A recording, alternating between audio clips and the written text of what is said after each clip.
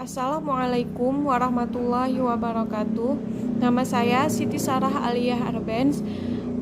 Saya akan mempresentasikan makalah yang berjudul Lembaga-lembaga Pendidikan Islam yang awal muncul di Indonesia. Jadi, pendidikan Islam pada tahap awal pendidikan Islam berlangsung secara informal, yaitu melalui pergaulan antara mubalik dan masyarakat sekitar, dan juga dengan perkawinan antara pedagang muslim dengan masyarakat sekitar. Nah, tentu saja setelah terbentuknya lingkungan masyarakat Islam, sudah dapat dipastikan bahwa mereka akan membangun masjid di sekitar lingkungannya. Jadi masjid itu selain tempat ibadah, masjid juga digunakan sebagai tempat berlangsungnya pendidikan Islam. Ada beberapa lembaga-lembaga pendidikan Islam yang awal muncul di Indonesia. Masjid fungsi utamanya yaitu sebagai tempat sholat lima waktu, sebagai tempat seminggu sekali sebagai tempat sholat Jumat, dan setahun 2 kali sebagai tempat sholat hari raya Idul Fitri dan Idul Adha. Sedangkan langgar bentuknya lebih kecil daripada masjid dan hanya digunakan untuk sholat 5 waktu saja. Masjid dan langgar ini selain fungsinya sebagai tempat ibadah, juga digunakan sebagai tempat berlangsungnya proses pendidikan. Ada yang untuk anak-anak dan untuk dewasa. Pengajian untuk dewasa yaitu tentang pengajaran ajaran Islam yang disampaikan oleh mubalik atau ustadz yang berkenaan dengan tema seperti akidah, ibadah, dan ajaran-ajaran Islam lainnya. Sedangkan untuk anak-anak biasanya yaitu pengajaran tentang Al-Quran, tata cara membaca Al-Quran dengan baik dan benar, akidah, keimanan, ibadah, dan lain-lain. Lalu yang kedua ada pesantren. Pesantren adalah lembaga pendidikan dan tempat pengajaran agama Islam yang umumnya menggunakan cara klasikal, yaitu kiai mengajarkan ilmu-ilmu agama kepada santri berdasarkan kitab-kitab yang dituliskan pada abad-abad pertengahan, dan santri tinggal pada pondok atau asrama yang ada di dalam pesantren. Lalu materi pelajaran yang ada di pesantren yaitu seperti Al-Quran, tafsir dan tajwidnya, ilmu hadis, aqaid dan ilmu kalam, fikih dan usul fikih, bahasa Arab, saraf, nahwu, dan ilmu-ilmu agama lainnya. Metode-metode pembelajaran di pesantren yang pertama ada metode wetonan. Wetonan yaitu para santri yang mengikuti pelajaran mengelilingi kiai yang sedang menerangkan pelajaran. Yang kedua ada metode sorongan. Metode ini yaitu santri menghadap kiai seorang demi seorang dengan membawa kitab yang ia pelajari. Lalu metode yang ketiga yaitu metode hafalan, yaitu para santri menghafal kalimat atau teks yang dipelajarinya. Jenjang pendidikan yang ada di pesantren yaitu tentang penguasaan santri terhadap kitab-kitab yang telah ditetapkan, yaitu dari kitab yang tingkatnya paling rendah sampai ke tingkat kitab yang paling tinggi. Lembaga ketiga yaitu ada Menasah. Menasah adalah lembaga pendidikan tingkat rendah yang ada di Aceh. Menasah adalah suatu bangunan yang ada di setiap kampung. Karena Menasah ini merupakan lembaga pendidikan tingkat rendah, maka metode pengajarannya pun hanya sekitar tentang cara membaca Al-Quran yang baik dan benar, dan tentang pengetahuan tentang ibadah, sholat, berwudu gitu, lalu keimanan dan juga akhlak. Selanjutnya akan dijelaskan oleh teman saya Lia Dwi Arta. Rangkang adalah tempat tinggal murid yang berada di sekitar masjid. Masjid itu tidak hanya berfungsi sebagai tempat beribadah, tetapi masjid juga berfungsi sebagai tempat pendidikan. Jadi dulu itu jika ada murid yang ingin belajar di masjid, suatu masjid, kan mereka itu dari daerah-daerah yang jauh, maka mereka itu memerlukan mondok atau tinggal di tempat tersebut. Maka perlu dibangun suatu tempat di sekitaran masjid yang disebut dengan rangkang. Pendidikan di rangkang ini terpusat kepada pendidikan agama. Di sini telah diajarkan kitab-kitab berbahasa Arab. Pendidikan di rangkang ini jika disetarakan dengan pendidikan sekarang itu sama dengan pendidikan SMP. Pendidikan rangkang ini dia sistemnya itu sama dengan pendidikan di pesantren, di mana murid mengelilingi gurunya dan gurunya itu berada di tengah-tengah yang berbentuk halaqah kayak gitu.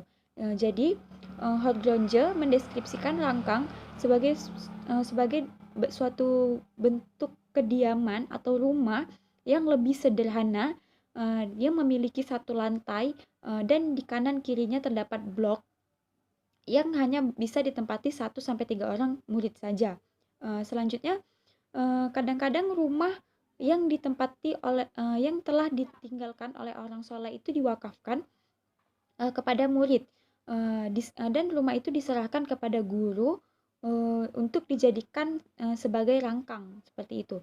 Selanjutnya Hogronje ini menyebut di rangkang tersebut ada tengku yang disebut tengku rangkang yang bertugas untuk menjadi guru bantu yang membimbing siswa yang tinggal di rangkang tersebut.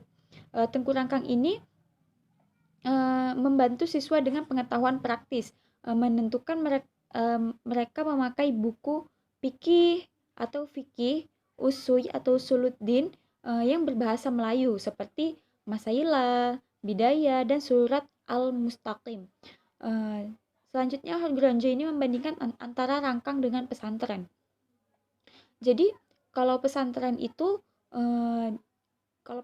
Jawa itu lebih berkembang dari murid di rangkang, karena pesantren di Jawa itu dia murid itu berpindah-pindah dari satu pesantren ke pesantren yang lain sehingga mereka bertemu dengan berbagai macam-macam suku. Misalnya seperti suku Jawa bertemu dengan suku Sunda, bertemu dengan suku Madura dan lain-lain sebagainya. Tetapi di rangkang ini tidak. Di rangkang ini hanya di tempat itu saja seperti itu. Lembaga pendidikan yang selanjutnya yaitu Daya. Daya itu sangat populer di daerah Aceh. Kata Daya berasal dari bahasa Arab yaitu zawiyah. Kata zawiyah pada mulanya merujuk kepada sudut dari suatu bangunan dan sering dikaitkan dengan masjid. Nah, jadi di sudut masjid itu sering terjadi proses pendidikan antara si pendidik dengan si terdidik. Selanjutnya, zawiyah ini dikaitkan dengan tarekat-tarekat sufi di mana seorang syekh dan mursyid melakukan kegiatan pendidikan kaum sufi.